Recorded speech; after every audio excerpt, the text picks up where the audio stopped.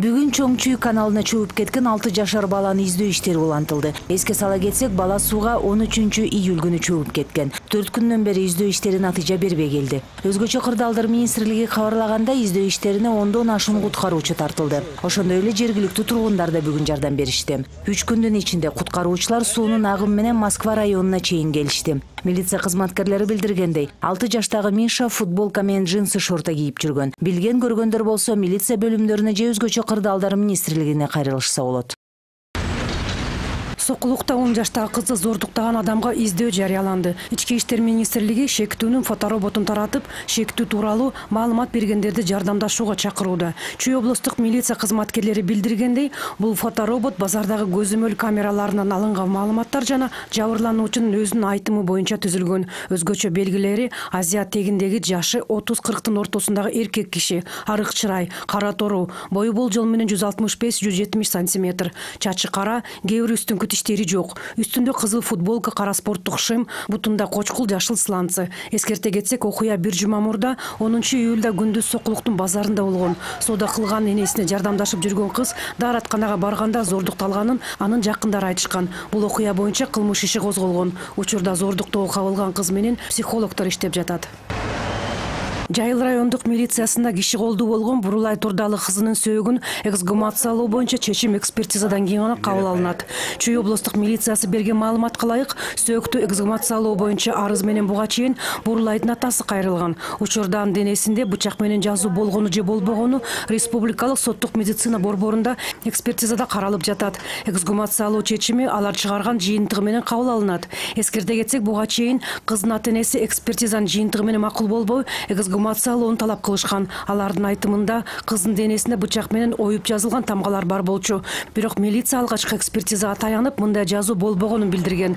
Ал эми күнөөлүү деп кармалган бала ала качканын гана мойнуна алып, өлтүргөнү боюнча эсинде жок экенин айтып жатат деп билдирүүдө милиция кызматкерлери.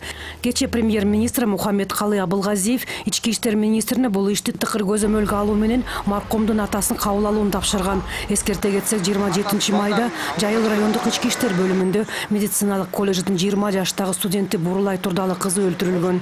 Чүй облустук ички иштер башкармалыгы аны ала качып бараткан жигит кармалгандан кийин милиция бөлүмүндө кызды бычактап, өзүнө да кол салганын билдирген. 4 жыл мурда Бишкекте киши колдуу болгон студент Камила Дүйшөбаеванын өлүмү боюнча жаңы ыкчам тергөө тобу түзүлдү. Бул тууралуу Чүй облустук милициясынын жетекчисинин орун басары Бактыбек Нарчаев билдирди. Анын айтымында, учурда тергөө тобу Дүйшөбаеванын өлүмүнүн жаңы жагдайлары боюнча иш алып барып, документтер менен иштеп жатат. Эске сала кетсек, киши колдуу болду деп айтылган 19 жаштагы Камила Дүйшөбаеванын сөөгү 2014-жылы шаар четиндеги Байтик айылынан табылган. Убагында бул өлүмдү иликтөө боюнча ыкчам топ түзүлүп, 400гө жакын адам суракка алынган. Алардын арасында коомчулукка белгилүү адамдар жана алардын туугандарынын аты аталган. Бирок 1 жылдан кийин иликтөө иштери кайрадан башталып, милиция жаңы версия бар экенин билдирген. Кыздын телефонундагы маалыматтарды алыш үчүн Малайзиядан атайын адистер чакырылган. Бирок кийинчерээк бул аракеттен эч кандай майнап чыкпаганы белгилүү болгон.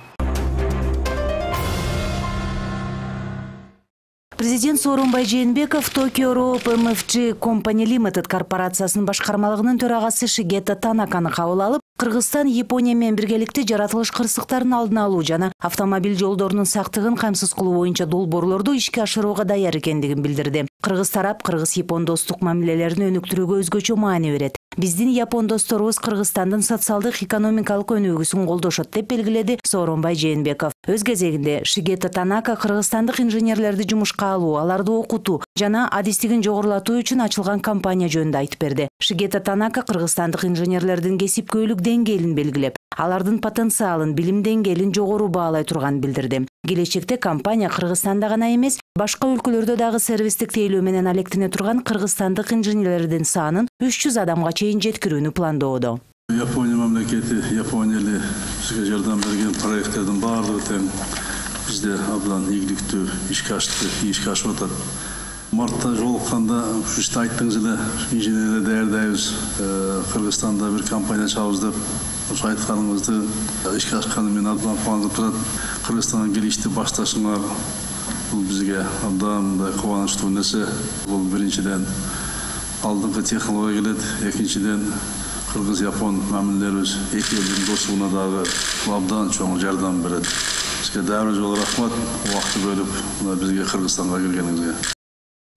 Кыргызстан жана Өзбекстан ортосундагы чек араны тактоо боюнча өкмөттүк делегациялар Ошто жолукту. Бул тууралуу Өзбекстан Тышкы иштер министрлигинин расмий сайтында кабарланды. Анда делегация мүчөлөрү бир жумага созулган жолугушуу учурунда Кыргызстандын Баткен жана Жалал Абад областары менен Өзбекстандын Наманган, Фергана областары чектешкен жердеги аймактарга чыгып иштешкен. Натыйжада Гава жана Гавасай аттуу аймактардагы чек ара өтчү сызыктары аныкталганы өзбек тарап билдирүүдө. Жолугушуу жыйынтыгы менен атайын протоколго кол коюлган.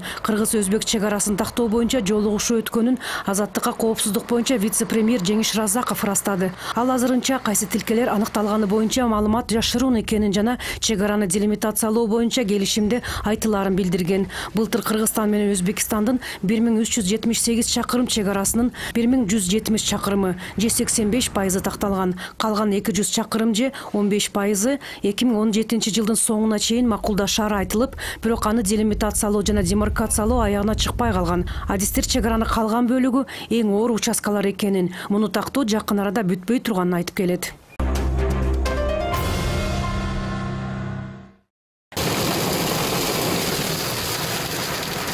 Эртең менен мөндүр, түштөн кийин сел. Бүгүн Ысык көл районунун Бостери, Григорьевка, Булан Сөгөттүү айылдарында мөндүр жаады. Жергиликтүү тургундардын билдирүүсүнө караганда, жааган мөндүрдүн чоңдугу буурчактай болгон. Ал эми түштөр чамасында узакка созулган жаандан улам Бостери айылында сел жүрүп, бир нече көчөлөрдү каптап кетти.